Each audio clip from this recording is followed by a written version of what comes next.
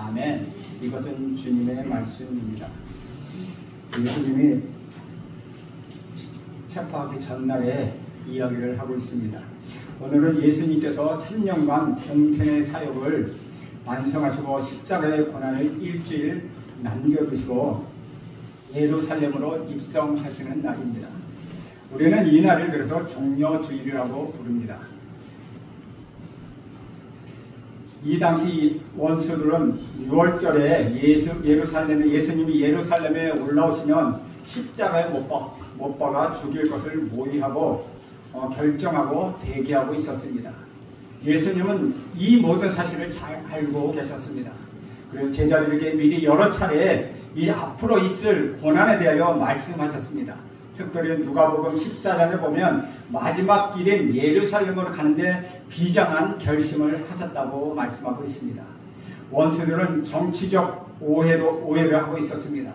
예수님은 정치적인 혁명을 위하여 이 땅에 오신 것이 아니지만 그의 능력과 그의 인기와 그의 역사 그리고 정치적 음모의 이 모든 것이 정치적 음모에 사용되었고 말려들게 되었다는 것이죠. 또한 종교적 질투와 시기가 결정적으로 예수님께 괴로움을 더하였다는 것입니다. 이 위험한 일을 알지만 나귀, 즉 새끼 나귀를 타고 예루살렘에 입성하십니다. 어찌 생각하면 무모한 일일지도 모릅니다.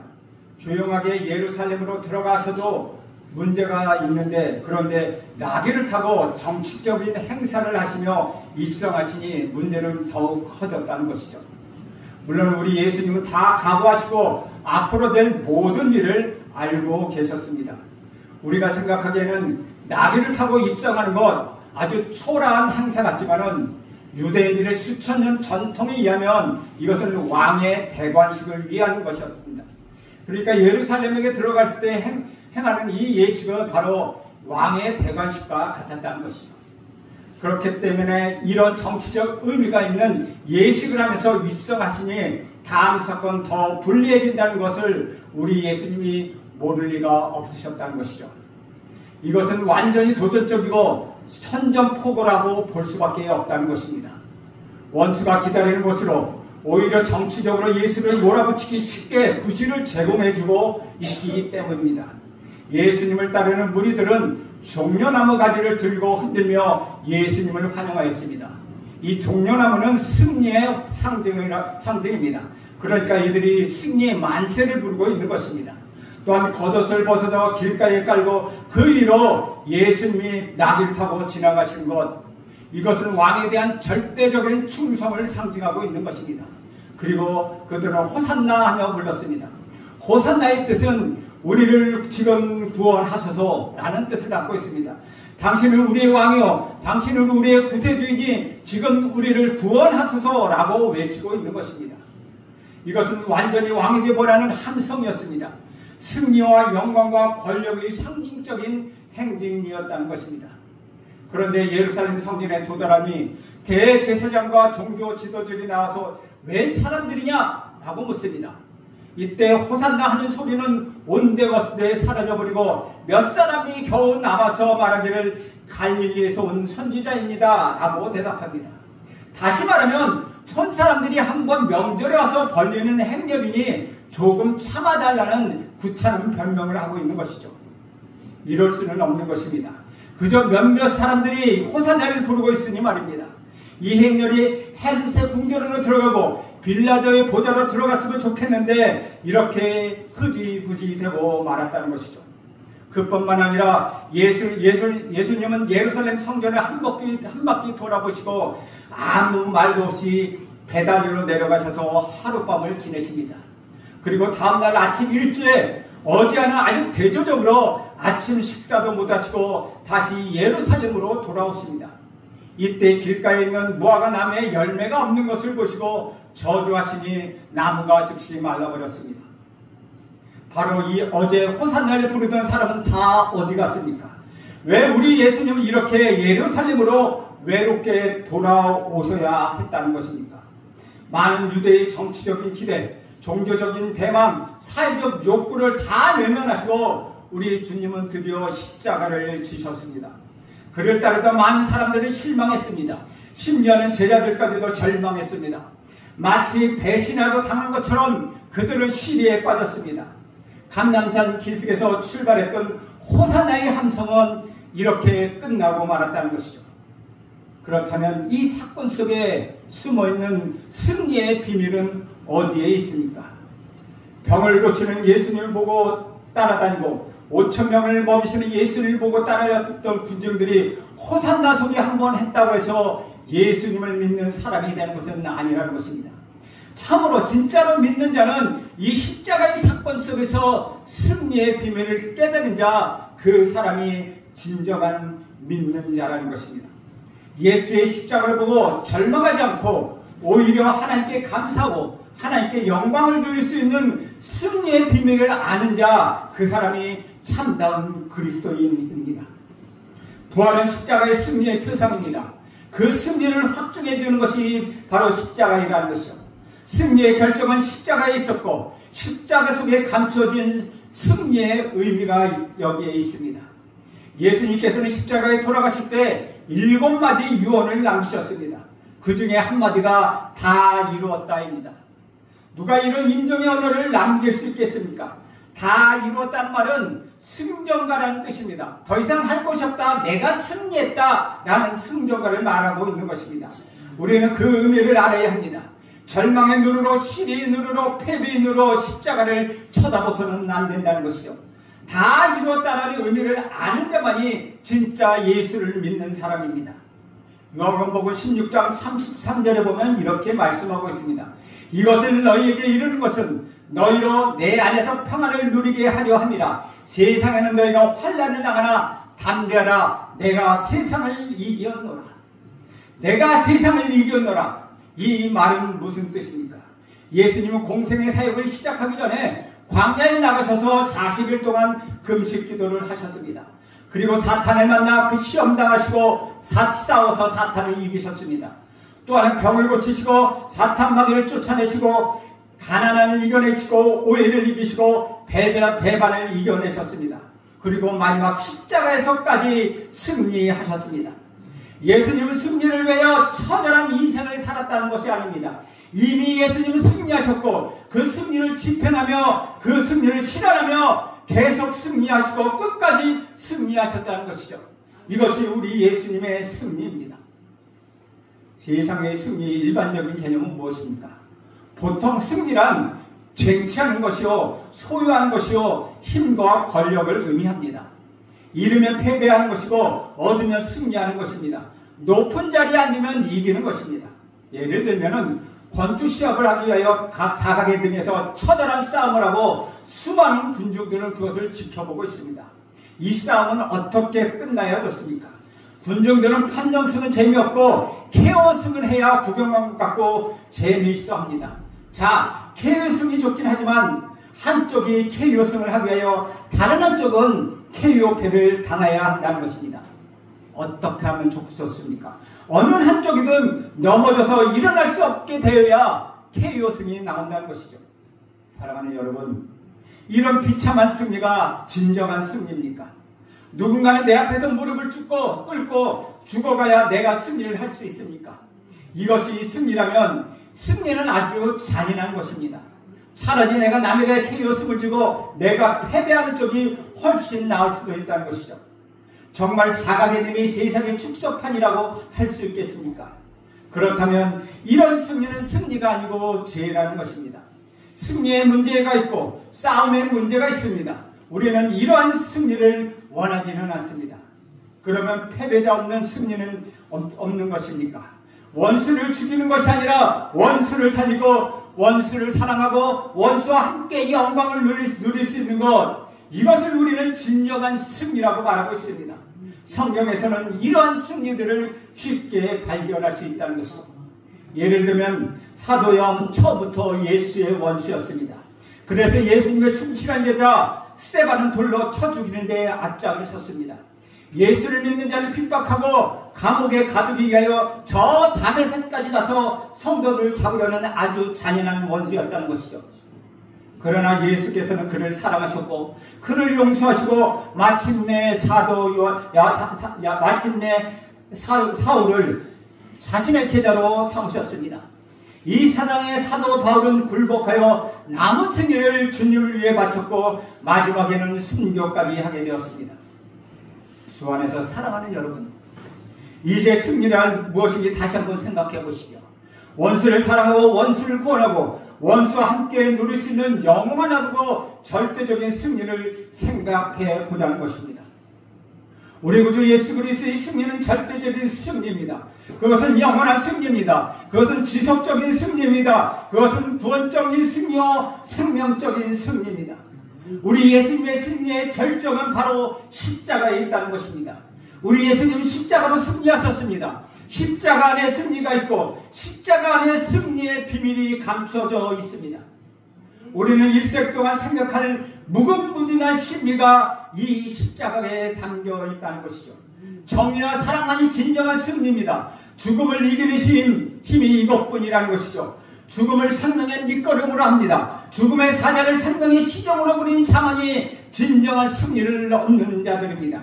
죽음을 이기는 사랑, 죽음을 넘어서는 정의, 영원한 영광, 이것만이 참된 승리라는 것입니다. 예수의 십자가 사건은 추상적인 이야기가 아닙니다. 확실한 역사적인 사건입니다. 이 승리의 사건의 열매는 오늘도 저와 여러분이 살아가게 하고 있다는 것이죠. 사랑하는 주님, 여기서 우리가 꼭 기억해야 할 것은 이 승리 사건 이전에 겟세마네 동산에서 이 승리가 있었다는 것을 잊지 마시기 바랍니다. 우리 예수님께서는 3년 동안 공생의 사역을 하시기 전에 광야에서 사탄 마귀와 더불어 싸워 이기셨습니다. 그리고 그 사탄을 이기신 후 3년 동안 복음을 전하십니다. 십자가의 승리 이전에 겟세마네 동산에서 밤을 새워 피와 땀을 흘리며 기도하셨습니다. 우리 예수님은 여기서 승리하시고 이 승리의 결과로 십자가에서 승전가를 부르신 것입니다. 우리는 이 신비로운 비밀을 알아야 한다는 것이죠. 겟세마네 동산에서의 승리 속에 숨어있는 진정한 승리의 의미가 있습니다. 거기에는 승리의 비밀이 있습니다. 그리고 승리의 비결이 있습니다. 우리 예수님은 기도로 승리하셨습니다. 주 안에서 사랑하는 여러분, 피와 땀을 흘려가며 여러분 기도해 보셨습니까? 기도는 편안한 것이 아닙니다. 기도는 생명을 걸고 목숨을 걸고 하는 무서운 싸움입니다. 기도 안에 고민이 있습니다. 기도 안에 싸움이 있습니다. 기도 안에는 피비린내 나는 전쟁이 있다는 것입니다. 그래서 우리가 철저한 싸움이라는 것이, 기도가 철저한 싸움이라는 거 아는 자만이 승리가 무엇이며 그 승리의 기쁨을 누릴 수 있다는 것이죠.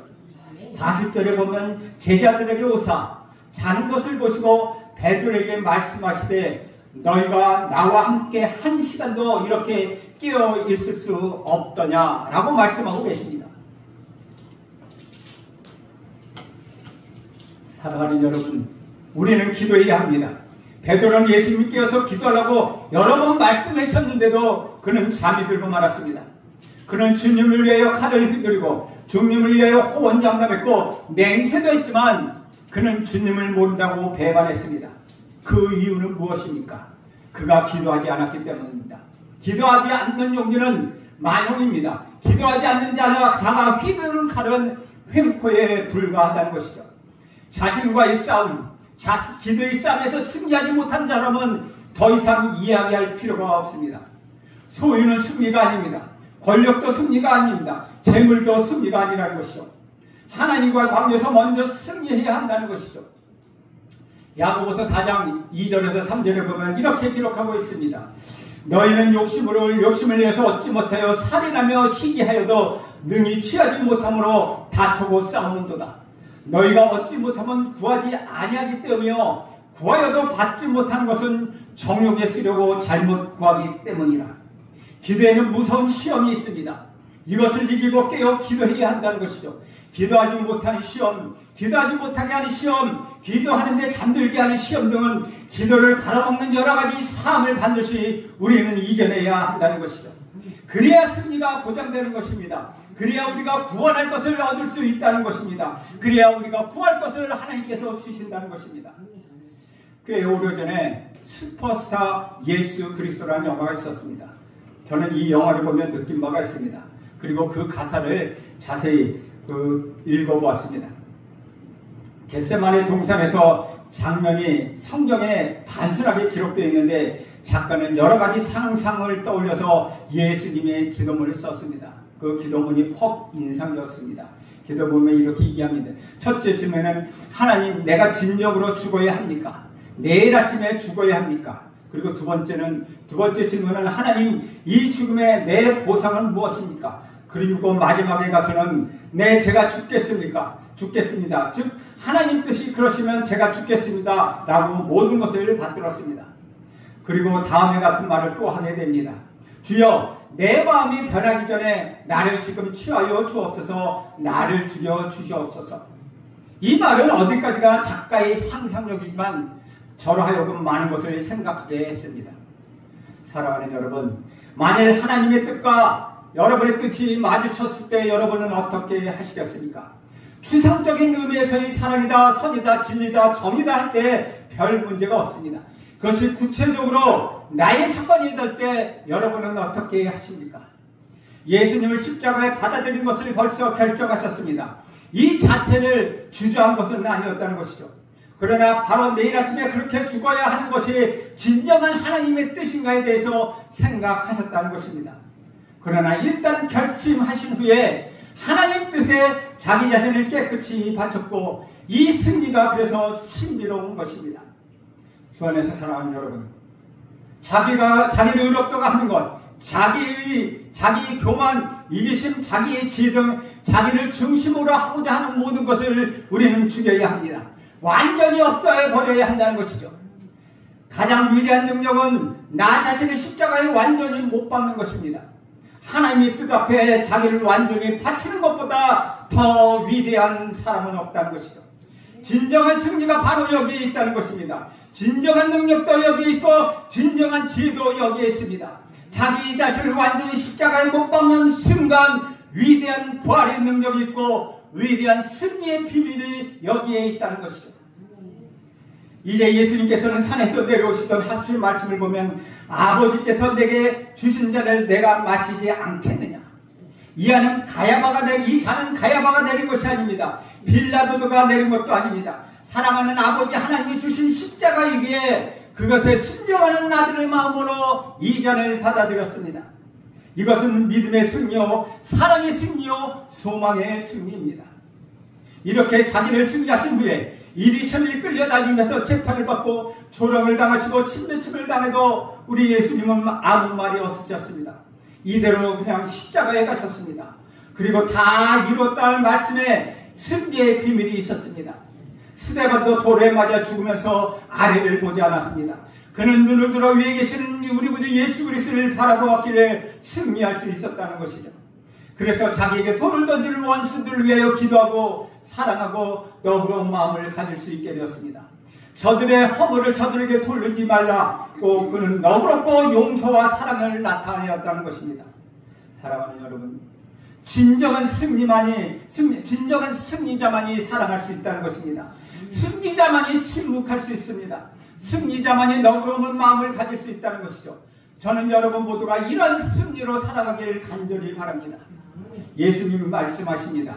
요한복음 16장에 바로 몇 시간 전에 십자가에 지실 것인데 제자들 앞에서 우리 예수님은 말씀하십니다. 너희가 다 나를 버릴 것이다. 그러나 나는 혼자 있는 것이 아니다. 내가 세상을 이겼노라. 이렇게 선포하십니다. 내가 세상을 이겼노라고 말씀하시고 십자가를 지십니다. 십자가를 지고 승리하신 것이 아니라 우리 예수님 십자가를 지고 승리하신 것이 아니라 승리하시고 그 십자가를 지셨다는 것입니다. 우리 예수님은 승리로 십자가를 지셨습니다. 십자가로 승리하셨습니다. 이것이 십자가의 안에 나타나는 신비입니다. 여러분 다 아시는 것처럼 예수님은 또 말씀하십니다. 십자가 위에서 죽어가시면서 말씀하십니다. 아버지여 저들의 죄를 사하여 주옵소서. 저들이 하는 것을 모르기 때문입니다. 이것은 엄청난 선언이요, 엄청난 여유요, 엄청난 위세입니다. 비록 죽으면서까지 자기를 죽이는 자를 위하여 여유있게 용서하고 그들을 위하여 기도하고 계시다는 것이죠. 바로 거기에 승리가 있습니다. 저들의 죄를 사하여 주옵소서. 이 한마디가 역사를 바꿔 놓았습니다. 십자가의 의미를 완전히 다른 의미로 만들었다는 것이죠. 그 잔혹한 십자가를 화기의 십자가, 승리의 십자가로 바꿔 놓았다는 것입니다. 만약에 그 잔인한 십자가의 의미를 그대로 갖고 있다면 여러분 지금 액세서리로 십자가의 목걸이를 하고 다니겠습니까? 주 안에서 사랑하는 여러분, 십자가는 절대로 불가피한 것이 아니었습니다. 십자가 속에는 자발성이 있었다는 것이죠. 이것이 바로 승리입니다. 억지로 도망가다가 잡혀서 능력이 없고 지혜가 없고 일이 꼬여서 할 수 없이 십자가에서 죽었다는 이야기가 아니라는 것이죠. 절대로 실패가 아니라는 것입니다. 성경이 복음서가 계속해서 증거하는 것은 그 주제의 초점이 어디에 있습니까? 십자가는 우연한 일이 아니라는 것입니다. 십자가는 예정된 것이요, 십자가는 하나님께서 계획하신 것이요, 십자가는 하나님의 큰 경륜 속에서 미리 약속된 것이다. 그러므로 십자가를 지시는 것이라고 계속해서 성경은 말씀하고 있다는 것이죠. 이것을 설명하는 것이 성경의 전부입니다. 이것이 종합적인 주제입니다. 이것을 모른다면 성경을 읽지 않은 사람입니다. 예수의 많은 이적이 무엇을 말씀하고 있습니까? 병든 자를 고치고 귀머거리를 열리하시고 죽은 자를 살리십니다.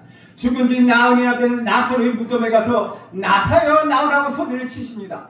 죽은 사람이 걸어 나옵니다. 이것은 무엇을 말하고 있는 것입니까?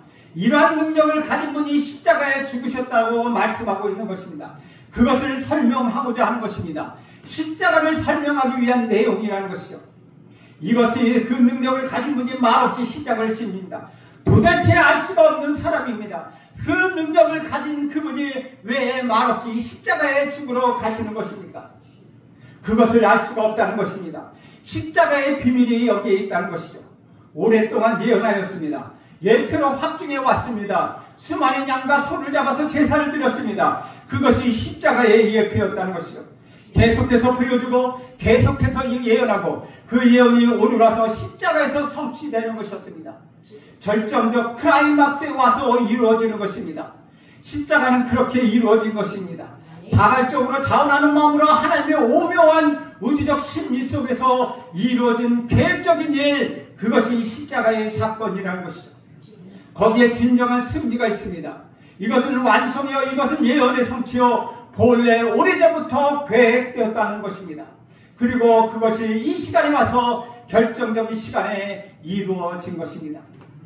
그래서 십자가는 죽음의 승리입니다. 십자가는 죽음을 넘어서는 것입니다. 십자가는 죽음을 초월하는 것입니다. 십자가는 생명의 끝이 아니라는 것이죠. 십자가는 영원한 세계, 영생의 시작입니다. 그것을 믿고 죽음의 세계를 훌쩍 넘어가는 것, 그것이 십자가의 말씀이요, 우리 구주 예수 그리스도를 믿는 사람들의 생명의 길이라는 것이죠.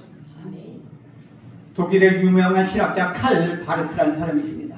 그 사람은 사람의 생애 단 한 번의 기회라고 하는 논문에서 이렇게 말하고 있습니다.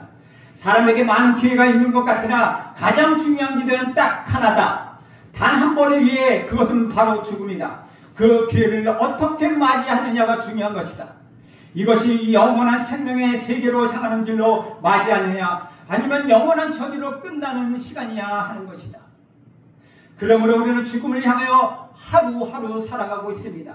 죽음이라고 하는 그 한순간을 작품처럼 클라이막스에서 그렇게 맞이해야 한다는 것입니다.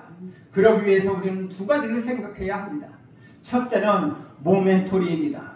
여러분은 곧 죽어야 한다는 것을 기억하십시오. 이것이 바로 모멘토리입니다. 둘째는 모멘토 도미니입니다.